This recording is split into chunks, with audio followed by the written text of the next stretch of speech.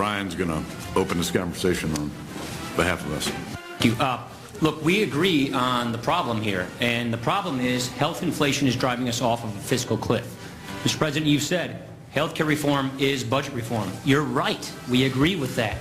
Medicare right now has a $38 trillion unfunded liability. That's $38 trillion in empty promises to my parents' generation, our kids' generation.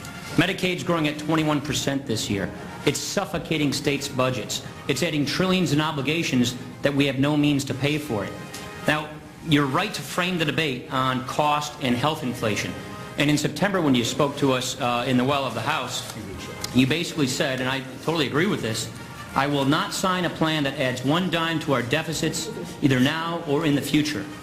Since the Congressional Budget Office can't score your bill because it doesn't have sufficient detail, but it tracks very similar to the Senate bill, I want to unpack the Senate score a little bit. And if you take a look at the CBO analysis from your chief actuary, I think it's very revealing.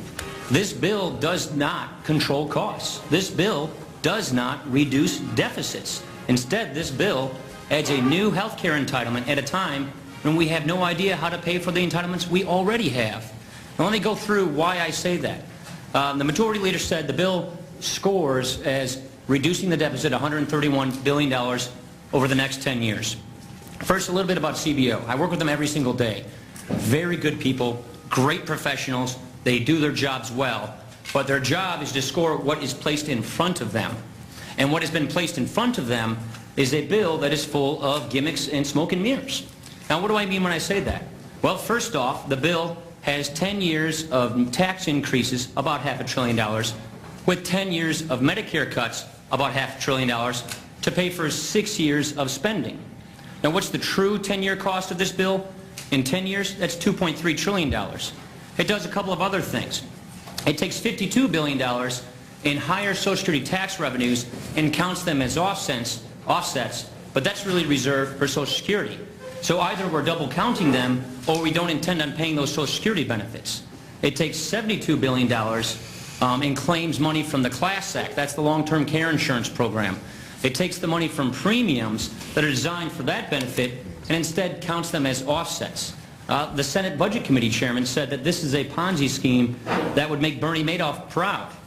Now, when you take a look at the Medicare cuts, what this bill essentially does, it treats Medicare like a piggy bank. It raids $500 billion out of Medicare, not to shore up Medicare solvency, but to spend on this new government program. Now, when you take a look at what this does is, according to the chief actuary of Medicare, he's saying as much as 20% of Medicare's providers will either go out of business or will have to stop seeing Medicare beneficiaries. Millions of seniors who have chosen Medicare Advantage will lose the coverage that they now enjoy. You can't say that you're using this money to either extend Medicare solvency and also offset the cost of this new program. That's double counting. And so when you take a look at all of this, when you strip out the double counting and what I would call these gimmicks, the full 10-year cost of this bill has a $460 billion deficit. The second 10-year cost of this bill has a $1.4 trillion deficit. And I think probably the most cynical gimmick in this bill is something that we all probably agree on. We don't think we should cut doctors 21% next year. We've stopped those cuts from occurring every year for the last 7 years. We all call this here in Washington the doc fix. Well, the doc fix, according to your numbers, cost $371 billion. It was in the first iteration of all these bills. But because it was a big price tag and it made the score look bad, made it look like a deficit, that provision was taken out and it's been going on as standalone legislation. But ignoring these costs does not remove them from the backs of taxpayers. Hiding spending does not reduce spending. And so when you take a look at all of this, it just doesn't add up. And so I'll finish with the cost curve. Are we bending the cost curve down or are we bending the cost curve up? Well, if you look at your own chief actuary at Medicare, we're bending it up. He's claiming that we're going up $222 billion, adding more to the unsustainable fiscal situation we have.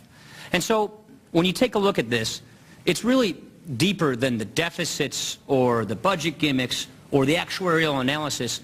There really is a difference between us. And we've been talking about how much we agree on different issues, but there really is a difference between us. And it's basically this. We don't think the government should be in control of all of this. We want people to be in control. And that, at the end of the day, is the big difference. Now, we've offered lots of ideas all last year, all this year, because we agree that status quo is unsustainable. It's got to get fixed. It's bankrupting families. It's bankrupting our government.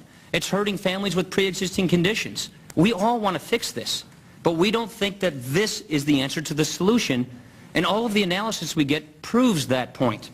Now, I'll just simply say this, and I respectfully disagree with the Vice President about what the American people are or are not saying, or whether we're qualified to speak on their behalf.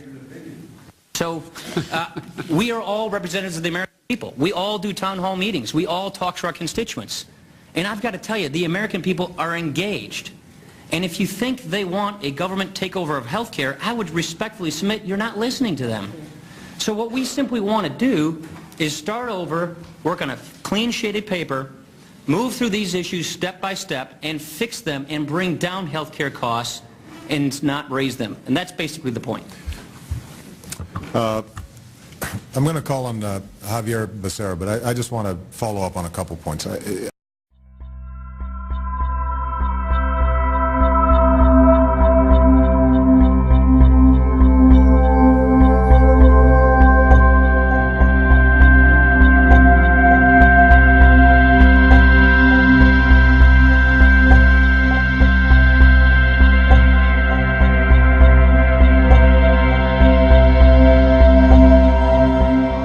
When I negotiated the balanced budget in 1997, I knew my client.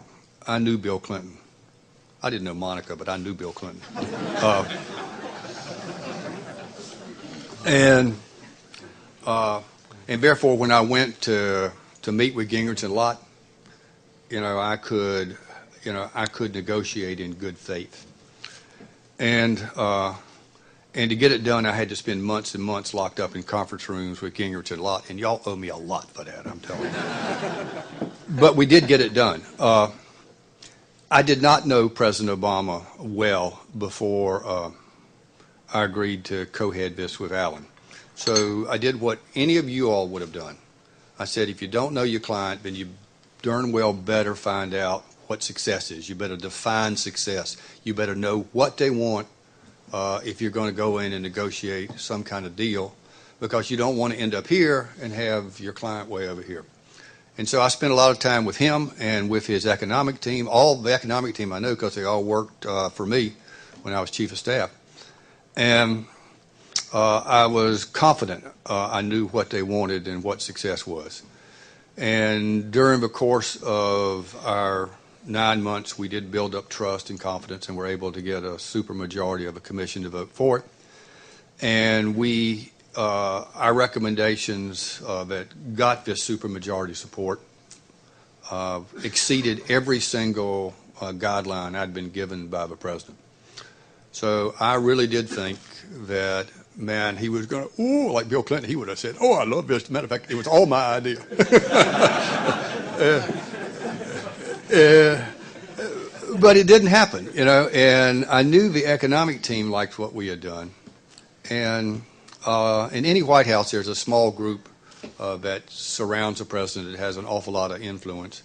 And in this presidency, that group is principally the political guys that he has known and worked with for a long time. It's, Pluff and Axelrod and Gibbs and Valerie Jarrett. And they talked him out of it. Not for the economic reasons, but for political reasons, because they felt it was better, I guess, for the Republicans to go first, for Paul Ryan to get out there of his budget, and then he could come out with his, and the president would look like the reasonable guy. I thought that was bad advice at the time and said so.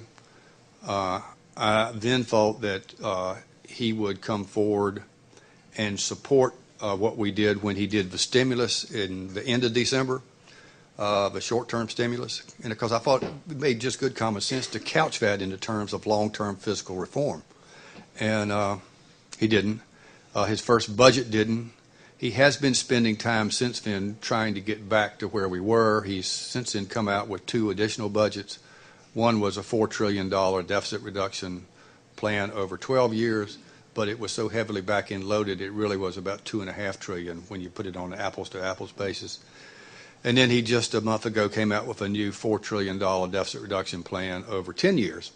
But in there, they've got and you have to tell the truth, in there he's got a budget gimmick of $1.1 trillion, which is about a third of the spending cuts, which is due to the drawdown of the troops in Afghanistan and Iraq.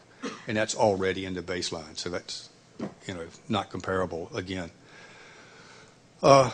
Again, he's gotten there've been a lot of people who've come out since then to try to encourage him to go there. I went through a litany of some of them, and I think we're still moving back in that direction. At the end of the day, there are just not that many ways to solve this problem. We have to solve it, or the bond market's going to solve it for us. And so we either get there now or we get there later, but it's better to do it now. And as people go through it, they seem to always come back to something similar to what we recommended. As the economy was damaged, no president could have turned things around in 4 years. Well, I spoke to former Reagan economic advisor Art Laffer, and he says Clinton could have, and so could Reagan. What Bill Clinton said at the convention is literally true. It is true. But comparing Obama to President George W. Bush is damning him with faint praise. Both presidents were really very poor presidents, and Obama has not made things better, unfortunately. And as you know, I'm a big fan of Bill Clinton's and obviously a big fan of Ronald Reagan's. And Ronald Reagan or Bill Clinton could have brought this economy back to a roaring growth, but these two can't. Reagan brought the economy back in very great growth. I mean, in 1983 and 1984, on a quarterly basis, we had growth rates 5.5%, 6.5%, 7.5%, 8.5% real growth per quarter on an annualized basis. We had that for 2-3 years straight of huge growth. When Bill Clinton was president, if you'll remember, we initially had a downturn at first, and then there was enormous growth under Bill Clinton. So Bill Clinton and Ronald Reagan both could have easily brought us back to roaring growth, just the way Jack Kennedy did, by the way, in the 1960s. We had the go-go 60s after a first 2 years of Kennedy, which were very bad, and then boom, you had the huge expansion. It's just that Obama's doing bad policies. He's a fine man, but he's doing bad policies, and they aren't working, and they won't work. And I'm very worried about the country over the next 4 years if he still remains president. And Art Laffer went on to say that if President Obama is reelected, we'll all feel the pinch in our wallets. My guess is that if Obama is reelected, we will get a huge tax increase on January 1st, 2013, what everyone calls Tax-mageddon. We're going to see the Bush-era tax cuts go away. We're going to see all these Obamacare taxes coming into place. And my best guess is you're going to see a very bad economy for the next 4 years. Just very simply, Uma, if you tax people who work and you pay people who don't work, don't be surprised if you find a lot of people not working. That's exactly what we've seen for the last 4 years, and if Obama is reelected, I think that's what we're going to see for the next 4 years. I wish Romney and Ryan would push the growth agenda stronger, but I think they will give us a good growth agenda. All right, our thanks to Art Laffer for giving us his insights and comments in what is obviously a very, very volatile campaign season.